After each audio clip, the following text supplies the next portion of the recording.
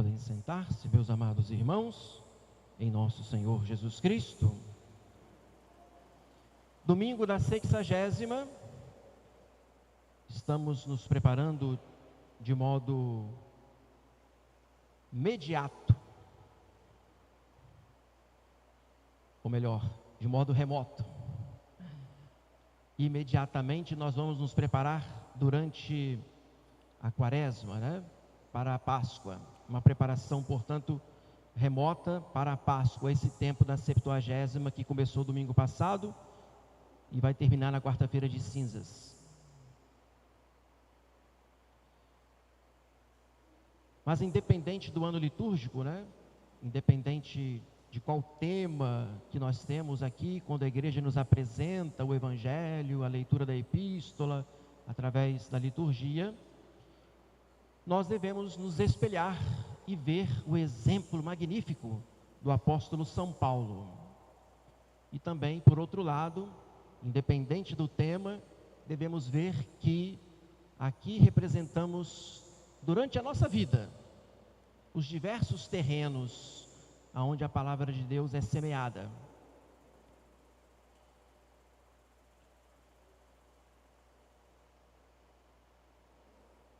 Esse exemplo de São Paulo para nós é muito edificante, porque aqui se trata de uma história, de um heroísmo extraordinário, de um homem que se tornou um vaso de eleição. Era um escolhido, caindo do cavalo, cego, numa conversão instantânea. Dessa cegueira, após o seu batismo, ele vai chegar ao cume de poder contemplar o terceiro céu. Vejam só que contraste. Perseguidor da igreja e agora um grande propagador do Evangelho, a ponto de ter graças extraordinárias, místicas, de ser arrebatado ao terceiro céu. Mas tudo isso é porque, de fato, Deus preparou o coração deste homem para ser um grande evangelizador, um grande pregador, um grande semeador da palavra de Deus, que lhe custou muito caro esta vocação, porque ele teve que passar por inúmeros sofrimentos, perseguições, eu diria aventuras heróicas, pelas vezes que se afogou, pelas vezes que ficou preso, pelas vezes que sofreu a flagelação, pelas vezes que também esteve até o ponto de ser contrariado, perseguido pelos próprios cristãos, que também não davam crédito a ele, sendo que, certamente, por ter sido um perseguidor, no início havia uma desconfiança generalizada. Por isso mesmo, São Paulo, para se defender, ele escreveu aí aos Coríntios, relatando os fatos de sua vida, porque estava em jogo a sua credibilidade. Na verdade, estava em jogo a credibilidade da palavra de Deus, a qual ele assumiu como um compromisso, como uma vocação, para poder semear em todos os cantos da terra. Tanto é que ele é chamado o apóstolo das gentes. Inclusive na leitura, aliás, na oração da coleta, da missa de hoje, é muito bonito ver que a igreja tem que reconhecer que nós não podemos sozinhos, a não ser se nós tenhamos a humildade de recorrer ao auxílio da graça de Deus. Olha o que diz a oração: ó Deus, que vedes que não confiamos absolutamente em nossos méritos. É o que São Paulo fez, não confiava em si. Nós pedimos, concedei benignamente que, contra todas as adversidades, sejamos munidos com a proteção do doutor dos gentios. Nós pedimos a Deus que São Paulo nos dê a graça de estarmos sempre munidos, protegidos. E isso se dá quando nós não confiamos nas nossas próprias forças. Por isso que São Paulo, tendo graças extraordinárias, milagres, visões, ele vai também sofrer a humilhação, um espinho na carne, que era como um demônio que lhe esbofeteava. para que ele não se ensoberbecesse, não se envaidecesse e considerasse a sua fraqueza, porque ali na sua fraqueza é que estava sendo manifestada a força de Deus. Então é bonito a gente ver que essa história tão bela tem um fundamento.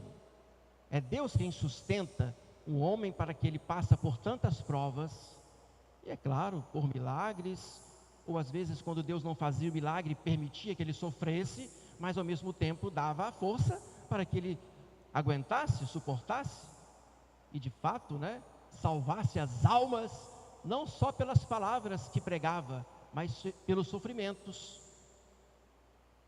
Afinal, pelo sofrimento, pode-se salvar muito mais almas do que pelas palavras. Como nosso Senhor, que também, depois de ter pregado 3 anos, ele quis passar pela prova final, que foi a sua morte, o sofrimento da paixão, de alguma maneira, para que pelo sofrimento, pela cruz, as palavras de Jesus pudessem dar frutos nas almas para sempre, Para sempre. A paixão de Cristo é, digamos, o tonel, de graças infinitas. Nós não podemos medir, nem podemos comparar.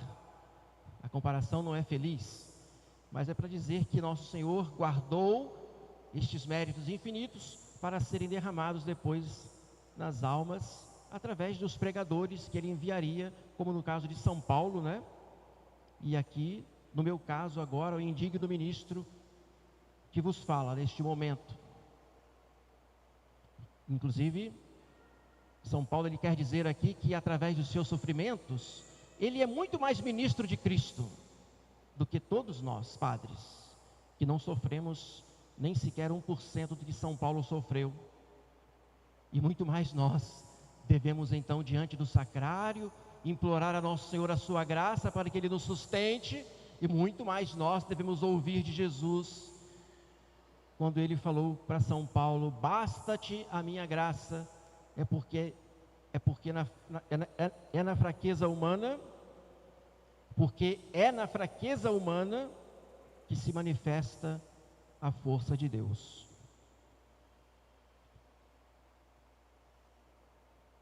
Essa é a história de um grande santo. Agora a nossa história, ela se passa por esses diversos terrenos que nos identificam. Que nosso Senhor, quando ele conta a parábola, ele quer dizer que a semente é a palavra de Deus. Ele é o semeador e tantos outros que ele envia, como eu agora e como tantos padres que por aqui passam e que certamente por tantos domingos vocês recebem a palavra de Deus. Sem dúvida nenhuma, todos recebem. E aí podemos dizer que também todos nós somos uma estrada batida, somos um terreno onde tem muita pedra e somos um terreno espinhoso. Essa é a nossa história, porque por muitas vezes nós também, com o coração endurecido, embora tenhamos ouvido a palavra de Deus, logo permitimos que o demônio venha nos roubar aquelas verdades que aprendemos, fazendo que nós esqueçamos aquilo que é certo para fazer o oposto, o que é o errado. O demônio nos rouba a palavra, nos rouba o conhecimento e ainda nos rouba a graça de Deus. Nós, por tantas vezes, também somos esse terreno superficial onde tem muita pedra, porque logo na primeira tentação nós sucumbimos, nos deixamos levar pelo egoísmo, pelo capricho da carne, a concupiscência, o prazer passageiro. E veja se não é então a minha história ou a sua, quando apesar de nós termos aprendido, apesar de até termos escutado com prazer, mas depois quando saímos, sabe-se lá por que prazer tão passageiro nós rejeitamos, renegamos e trocamos tudo pelo pecado. É a minha história, é a nossa história, e nosso Senhor nem por isso vai deixar de semear, porque Ele precisa tirar esses espinhos aí, que são as preocupações demasiadas, que certamente temos com os nossos afazeres, com as nossas ocupações, com os trabalhos, ou por que não, com as nossas distrações contínuas, por causa do celular ou das redes sociais, o nosso coração fica abafado. Deus quer falar, os espinhos não deixam. E aí, meus amados irmãos, vejam que enquanto nós temos na nossa vida essas realidades bem palpáveis, bem concretas, nós estamos falando aqui de realidades. Essa é a nossa miséria. Nós somos muito ocupados, os espinhos abafam a palavra de Deus, nós somos muito vulneráveis, caímos logo na primeira tentação, nós somos muito inconstantes, deixamos que o demônio roube a graça de Deus. Mas agora, no entanto, apesar de tudo isso, não podemos negar a força da palavra de Deus, que também encontra corações preparados, corações generosos, terras que podem produzir 100 vezes mais, em alguns casos 60 vezes mais, em outros 30 vezes mais. Isso quer dizer que mesmo quando nós ouvimos a palavra de Deus com profundidade, e mesmo quando damos atenção a essa semente que vem cair, e mesmo quando produzimos frutos, porque somos terra boa, no entanto, ainda há diversos graus de aproveitamento. Santo Tomás de Aquino, quando ele cita os santos padres, ele fala que, de certa maneira, nós sempre queremos que as almas produzam 30 vezes mais, porque nós sempre pregamos em nome da Santíssima Trindade. E também, as almas também podem aproveitar 60 vezes mais, porque aqui no caso, temos as pessoas que já podem, produzir mais, enquanto elas são mais generosas, Me fugiu agora aqui o raciocínio, exatamente o que diz Santo Tomás de Aquino. Mas, quando falamos de 100 vezes mais, ele dá o exemplo, dos mártires, que aí no caso é a heroicidade, por excelência. 60 vezes mais poderiam ser as virgens, que embora não morram por causa da fé derramando sangue, no entanto, elas são almas consagradas a Deus, são mais generosas.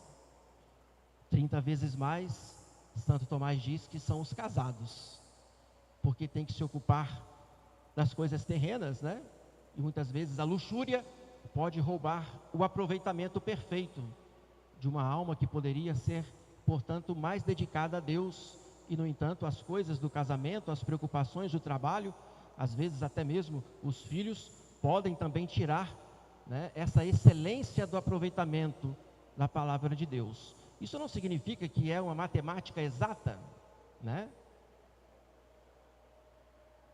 Aqui, nós considerando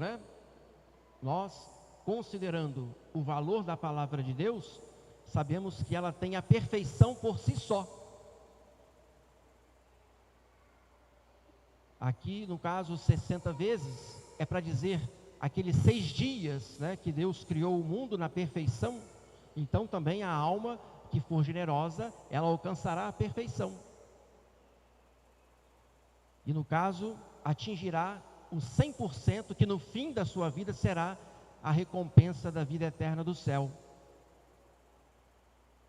E para concluir, então, sabendo que para nós é um grande desafio, estar diante aqui do que é a semeadura da palavra de Deus, é o que eu estou fazendo agora, ter esse coração atento, esse coração que deixa a semente cair e que faça produzir frutos variados, talvez produzindo um bom pensamento, 30 vezes mais, ou talvez produzindo boas palavras, 60 vezes mais, ou produzindo boas ações e atitudes, 100 vezes mais.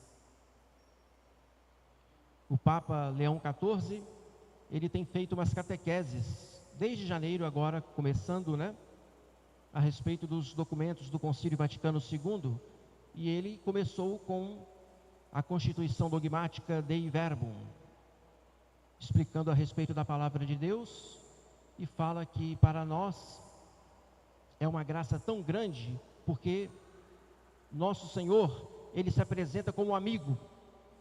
Nosso Senhor tira aquela dicotomia, aquela distância, aquela falta de sincronia que havia entre o homem e Deus a partir do pecado, porque nosso Senhor se aproxima, é a voz de Deus que se torna concreta, real, não só pela Sagrada Escritura, quando nós lemos a Bíblia, mas também quando a palavra de Deus é pregada. É Cristo quem fala, que se aproxima e quer tornar-se amigo. E o Papa, ele cita Santo Agostinho, né? Que fala que os amigos, eles tendem a viver juntos. E como fruto dessa amizade, dessa proximidade, os amigos tendem a se identificarem uns com os outros. E no caso, nessa relação com Cristo, com a sua palavra, quando nós ouvimos com um coração sincero, aberto, nós nos tornamos seus amigos, nos aproximamos mais dele. E no fim, que graça tão grande que colhemos quando nos identificamos com ele. E aí, claro, o Papa lamenta, né, que esses diversos terrenos, não é bem a citação dele, aqui eu estou aplicando para o Evangelho de hoje, mas o Papa fala da indiferença, o Papa fala da desatenção, e o Papa também fala da ruptura, porque é possível que enquanto o padre fale, as pessoas estejam desatentas, ou as pessoas estejam indiferentes, ou as pessoas simplesmente fecham os ouvidos e o coração, numa espécie de ruptura que vai levar a um certo mutismo, porque quando não se ouve, também não se pode falar com Deus, porque quando não se ouve a sua palavra, não se pode travar um diálogo com Ele. Esse mutismo vai causar essa ruptura, e essa ruptura é muito danosa quando o coração se torna pedra. E também a indiferença é muito danosa quando o nosso coração é muito superficial. E a desatenção também é muito prejudicial quando nós deixamos os espinhos sufocarem a palavra de Deus. Por isso que o Papa, no fim, ele quer dizer que o fruto desta amizade, de nós nos aproximarmos de Jesus e nos tornarmos seus amigos, é o dom do amor, que vai nos levar, portanto, a não só ouvir a palavra, né, mas a colocá-la também em prática, de tal maneira que o cristão, transformado em outro Cristo, possa viver no mundo, mesmo sem falar palavras, possa pregar através dos seus exemplos. Isso é um sinal muito perfeito de que os cristãos estão se tornando terra boa. Que Nossa Senhora então nos dê esta graça, né? Que cada dia busquemos a perfeição para chegarmos no fim a colher o fruto da vida eterna do céu. Amém.